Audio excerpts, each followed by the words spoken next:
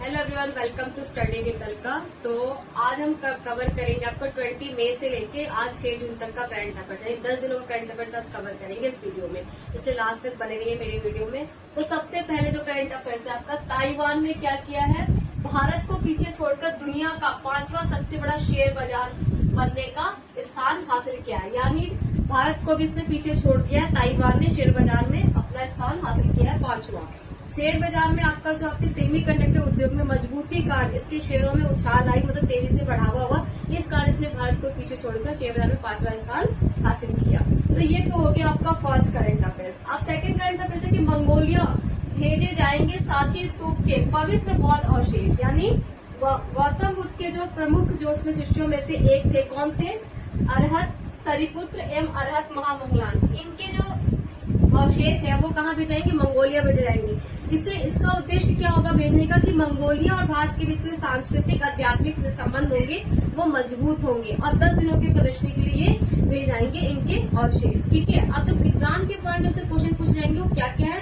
सबसे पहले कि देश कौन सा होगा, मंगोलिया। ठीक है, स्थान कहाँ पे आपका, ये आपका गैंटेंग चेंगलिंग, ठीक है, मोनेस्ट्री। ठीक है, और अवशेष क्या है आपका, अरहत सरिपुत्र एवं अरहत महामोगलान। ठीक है, ये इनके शिष्यों में से एक शिष्य थे।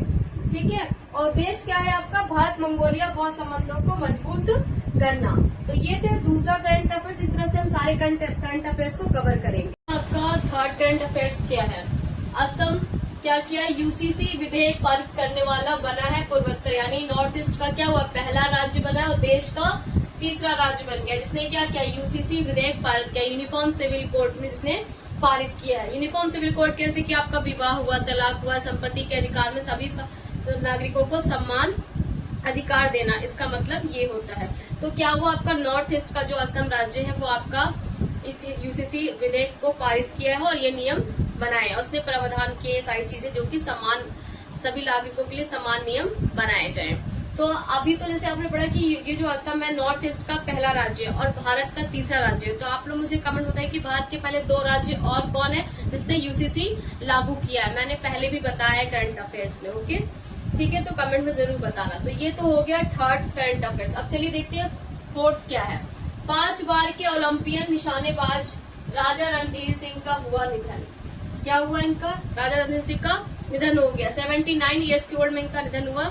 ये 79 ईयर्स के थे। ठीक है, और उन्होंने 5 बार ओलंपियन भारत को उपलब्धियां प्राप्त करवाई है, 5 बार जीत के। क्या किया है, किस खेल से संबंधित थे, ये शूटिंग से।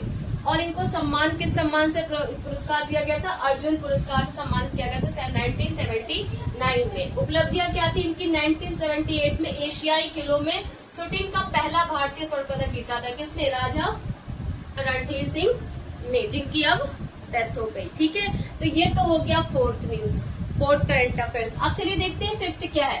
कांग्रेस नेता सिद्धारमैया ने क्या किया, कर्नाटक के मुख्यमंत्री पद से दिया इस्तीफा। यानी अभी तक जो कर्नाटक के सीएम थे कौन थे, जो कांग्रेस के नेता थे सिद्धारमैया, अब वो उन्होंने क्या इस्तीफा दे दिया, और जो नए सीएम के पद पे अभी शपथ ग्रहण किया उनका नाम है डीके शिव कुमार। ठीक है, तो ये आपको एक न्यूज भी मिली कि अभी जो आपको पता चलेगा कर्नाटक के करंट पे सीएम का नाम क्या है, तो डीके शिव कुमार, जो कि पहले डिप्टी सीएम रह चुके हैं कर्नाटक के। ठीक है, ये तो हो गया आपका फिफ्थ करंट अफेयर्स। अब चलिए सिक्स करंट अफेयर्स देखते हैं क्या है जो इससे संबंधित है।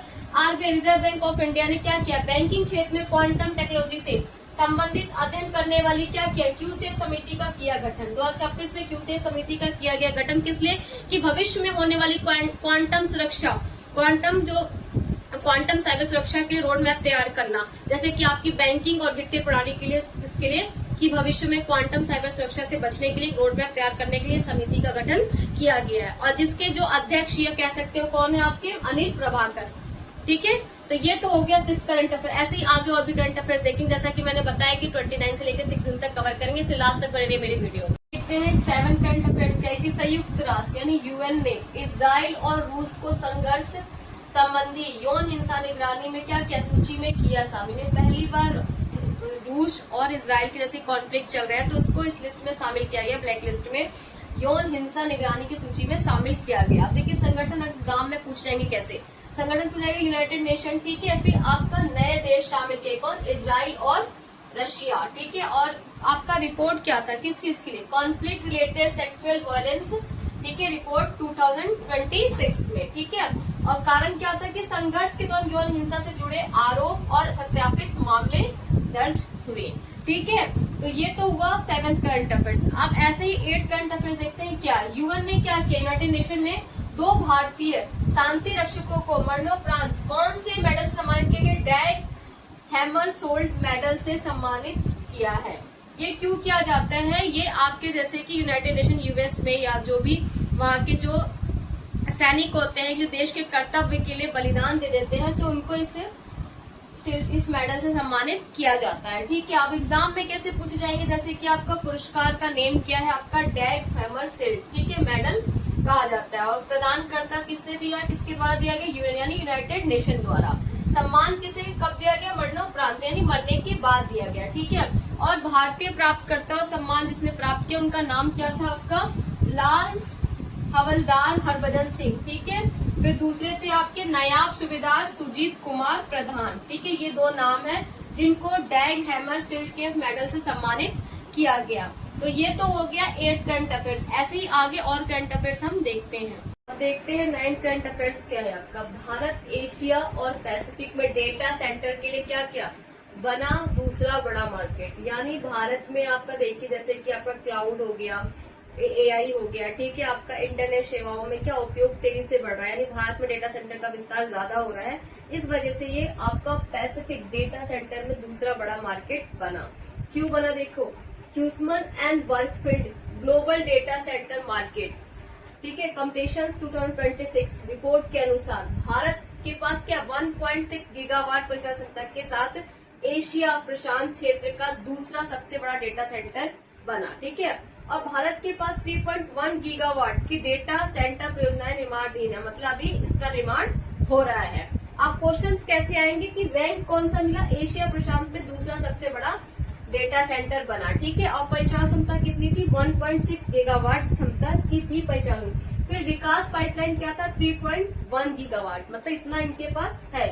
और किस किस शहर में प्रमुख शहर बनाए, मुंबई, हैदराबाद, चेन्नई, दिल्ली, एनसीआर, पुणे और बेंगलुरु में। ठीक है, तो ये तो था पार्ट 1 में। पार्ट 2 के लिए हम मिलते हैं नेक्स्ट पार्ट में। ठीक है, तो अगर आपको मेरी वीडियो अच्छी लगी तो प्लीज लाइक और सब्सक्राइब जरूर करिए और ऐसे ही बने रहिए स्टडी विद अलका के साथ। Thank you very much.